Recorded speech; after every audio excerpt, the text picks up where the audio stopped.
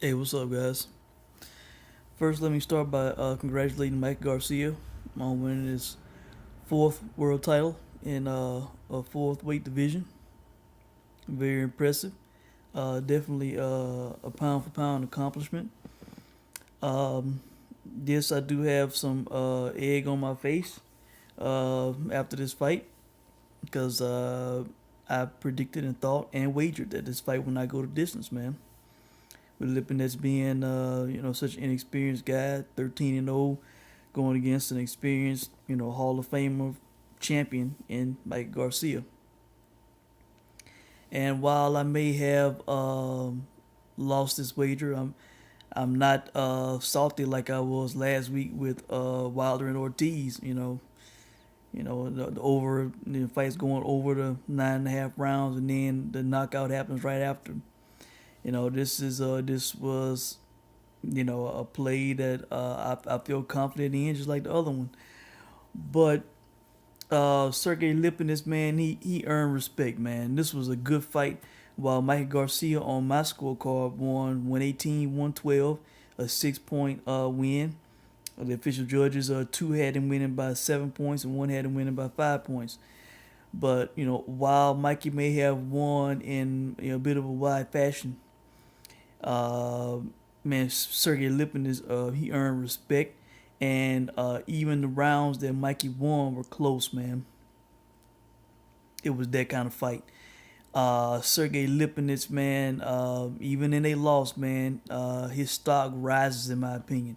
I'm pretty sure there are going to be some ignorant people out there saying that, oh, this was a cherry pick that almost went wrong.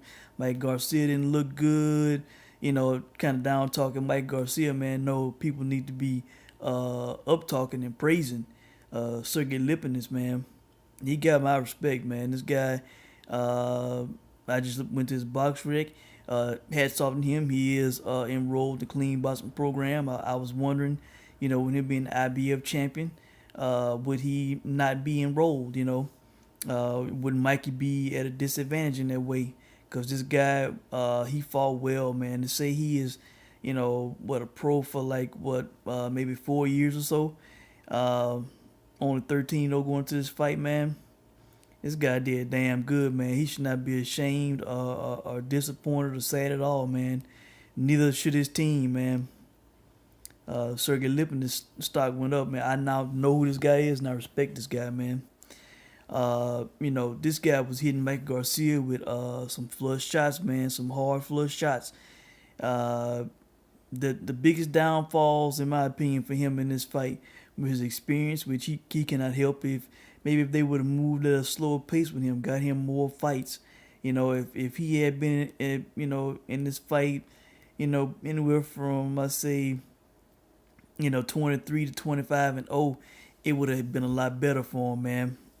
It would have been a lot better for the guy if he had more 12 rounders, if he had more championship experience, held more gym time, more pro fights to experience and learn, man, more training camps.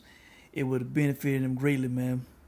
I also think that there were times in this fight when he would uh, land flush on Mikey, maybe even hurt Mikey to an extent. Not nothing terrible to where he almost went down or anything, but he hit Mikey a time or two. Mikey kind of froze, hit him to the body, and you could sense that Mikey was hurt to the body, and that he did not really follow up strongly as he should have. He did not let go, furiously as he could have.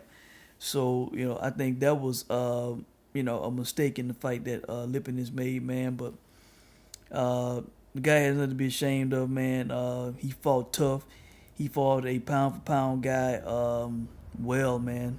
Busted Mikey's nose. I mean, landed flush on him. Had good head movement. I mean, the guy fought well, man. You know, uh, but Mikey being a more experienced guy, that came through for him, man. And more experienced, better technician. It helped Mikey, and Mikey came through, man. I had a few even rounds in this fight. I did not take detailed notes tonight on my laptop, so it's kind of going off the top of my head. But if you did not see this fight, man, I would encourage you to watch, man. Sergey Lipin's here in respect tonight. And Mikey did indeed win this fight, Lipinets earned respect, man. Um, I think I had maybe 2 or 3 even rounds. Of course, Mikey had a 110-8 when he got the knockdown. But, I would have loved to have known what this fight would have been like if Lipinets was 23 and 28 and somewhere in that range, man, with a lot of experience.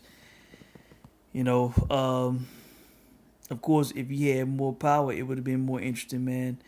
Um, but you got to credit Mikey Garcia's chin, man. The guy has a great chin, and so does Lipinets. They both show great chins, man. And the thumbnail I'm using for this video is them both throwing left hooks and hitting each other at the same time, man, to symbolize what this fight was. How close it was. While it may not have been close on the scorecard, it was action wise, it was close, man. Round by round, like maybe Mikey won that round, but boy, Sergey fought tough, and then Sergey did indeed win some rounds in this fight. So even in the loss, man, I'm crediting this guy. And the 140-pound division, man, it looks great, man. Terrence Crawford leaving, it's kind of like wondering what's going on at 140.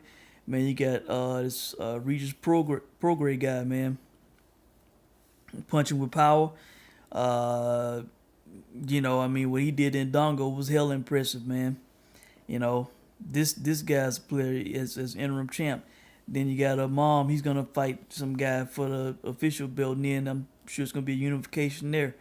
And man, you got Mikey Garcia's got a belt, and the guy who I'm gonna touch on in a second, Relikh.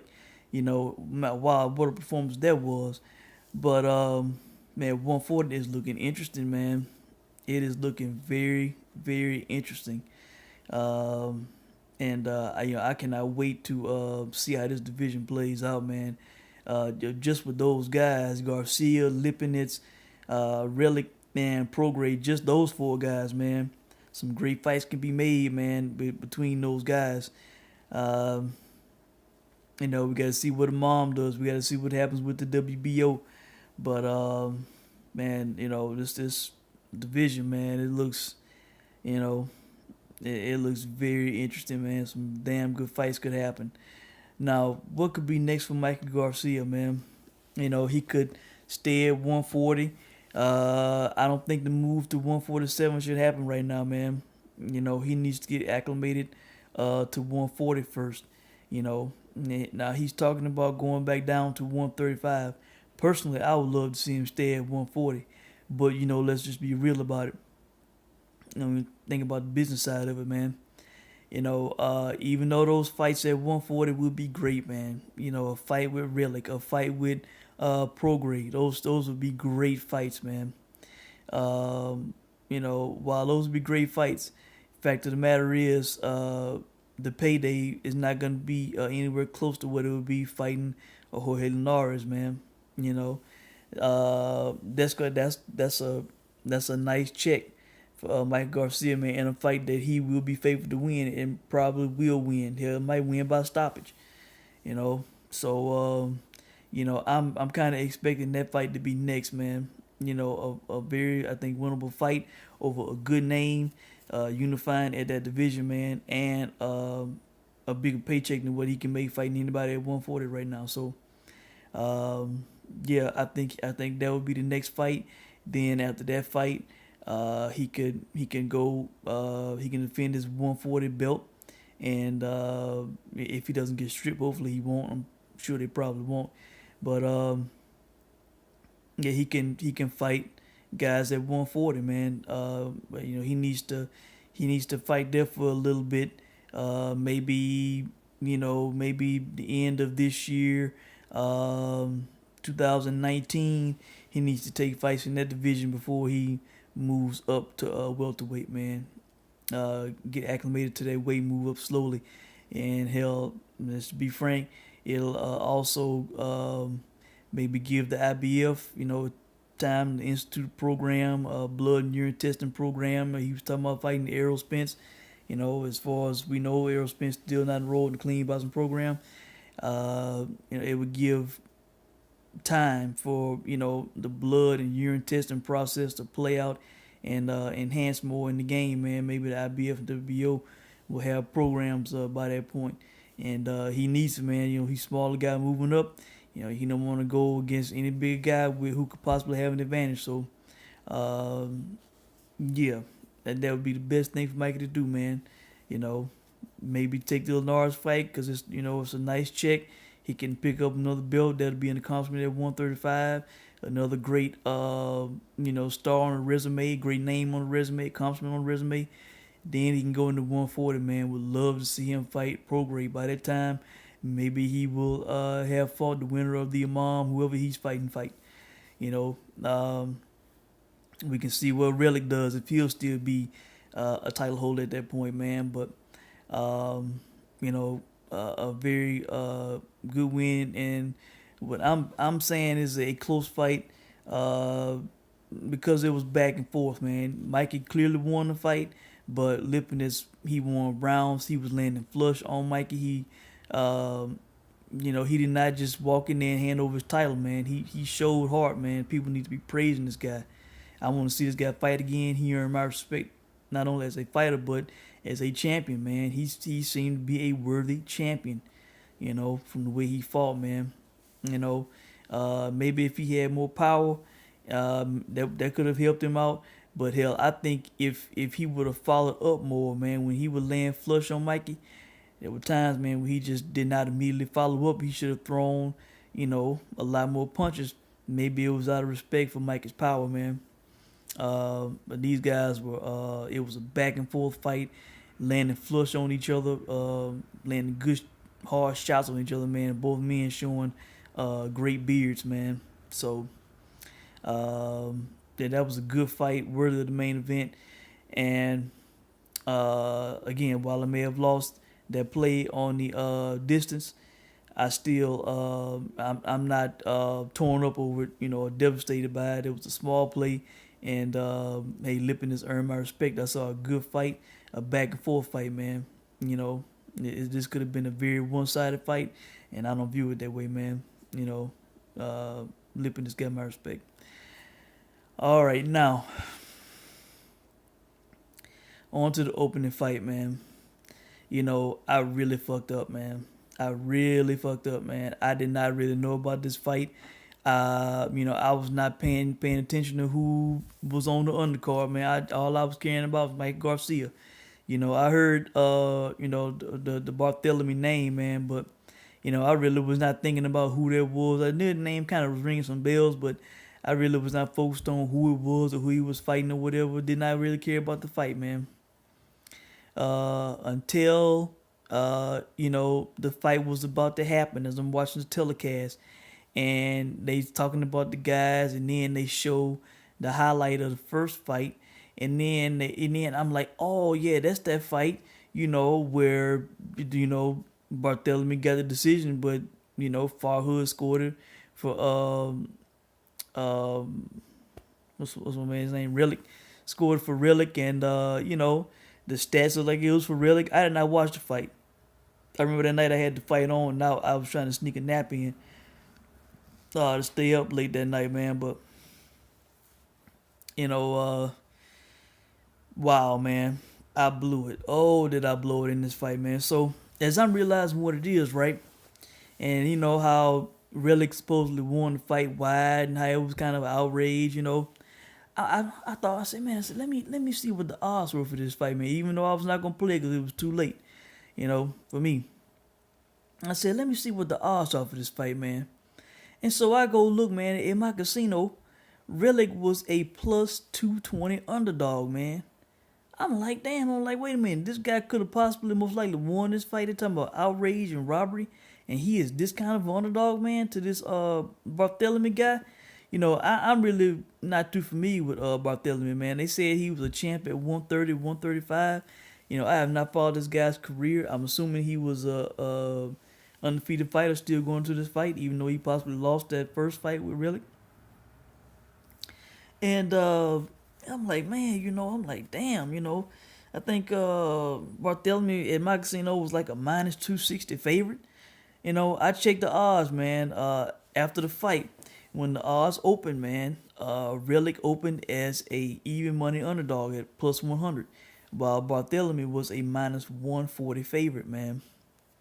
You know, I blew it in this fight, man. I did not know that this fight was happening. I didn't know, I just did not know, man. If I would have known, if I would have been paying attention, I could have looked back at that fight, actually watched that fight, and see, who I thought really won that fight, man. And man, from what people have described, what I was hearing on telecast, it was pretty much what we got tonight, man. If I would have saw that, I would have been like, shit, at these odds, hell yeah, I'd play Relikh, man. The way he, you know, kind of supposedly dominated him in the first fight. And man, I missed out on that shit big time, man. All these gamblers, man, there's some pissed off people at Barthelemy, man. It seemed like all the money went in on Barthelemy, man, and I don't know why, man. If the first fight was like this fight, man, if this guy had this high volume over Barthelemy, man, and it was like a robbery, I have no idea why people would play Barthelemy the way that they did, man. Then during the fight they saying that he's not known for having punching power either. So he a smaller division guy who moved up with no punching power, who possibly lost the first fight.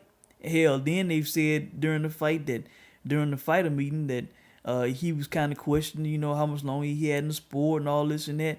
So that's on his mind, getting out, the heart and desire, man. Is it really there, man? And it did not look like it in the fight, man. This guy was not letting his hands go for pretty much all of the fight, man. He was basically a punching bag, man. And this really guy, man, this guy, again, another player at 140, man. This guy was letting his hands go, man. 100 punches around, over 1,200 punches in the fight, man. An exciting guy to watch, man. Exciting guy to watch. Non-stop punches, combination action, man, from this guy from Belarus, man. A guy who I believe was with Ricky Hatton, and now he's got a new corner, man. Wow, he blew Barthelemy out, man. I scored at 119, 109, man. Of course, Barthelemy lost a point for I think low blows, yes, and I gave him one round. I think it was the 10th, I believe, where it looked like he had hurt Relikh to the body, but then on replay, it showed that that it was a low blow. But that was the only round where he kind of let his hands go the most, I would say. First he started out, Barthelemy did on the back foot, moving around, circling, but he was not letting his hands go. And then once he started getting hit, man, he slowed down, and he was right there in front of Relikh to get hit on, man. Stand in the pocket with the guy, and this guy was letting his hands go non-stop, man. Another guy who gets my respect, man. He fought Ricky Burns. I watched some of that fight when I did my study for Burns and Dongo last year, man. And I remember saying that I thought Relikh was winning, the beginning of that fight, man. I did not watch the whole fight, but he was winning the beginning of that fight for sure, man. And some people think that he won that fight, hell, and it wouldn't surprise me if he did win that fight and she got a decision. So this guy could possibly be, a guy who should be undefeated, man. This Relikh guy. So, a guy who was dedicated, who action fighter, man, letting his hands go. So, would I like to see him fight Mikey Garcia? Regis Prograde? Hell yeah, man. Make those fights, man. Make those fights. Would I like to see him fight Lipinets? Yes. Make those fights, man. 140 is looking alive and well, man. Looking damn good. So now we gotta forget, Postal is still in Division 2, man. So 140 is looking great, man. But this Relikh, man, congrats to him. Seems like he said, guy said he had been boxing 20 years, man.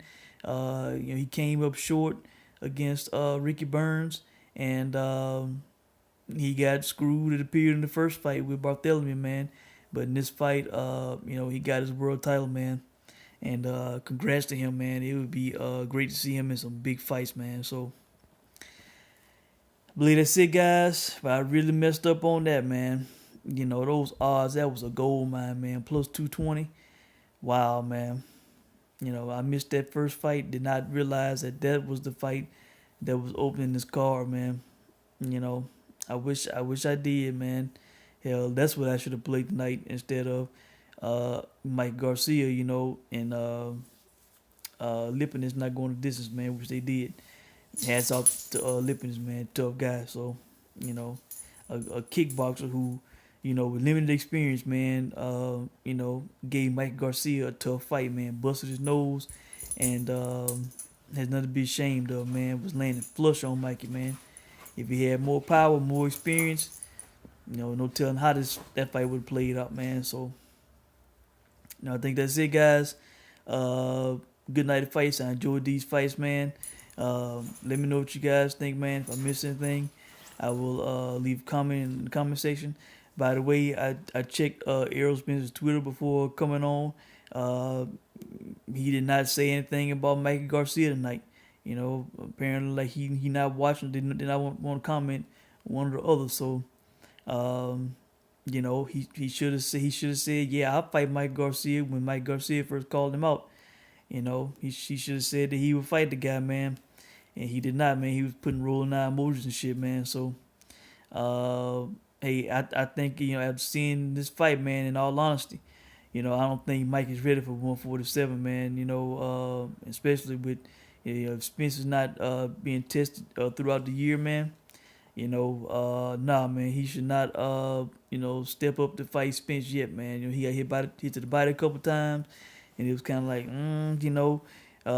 so hey, with a harder hitter like Spence, man, that might not go so well, man. So, Mike needs to take his time, and can't wait to see him fight again, man. So, and all these other guys too, man. Prograde, Lipinets, Relikh, all these guys, man. Barthelemy, he probably needs to retire, man. He won world titles at 130, 135. He don't seem to have the heart and desire no more, man. Maybe he should walk away, man. So that's it, guys. Let me know what you think, man, if you saw these fights. And I will check in with you guys soon, man. Thanks for watching.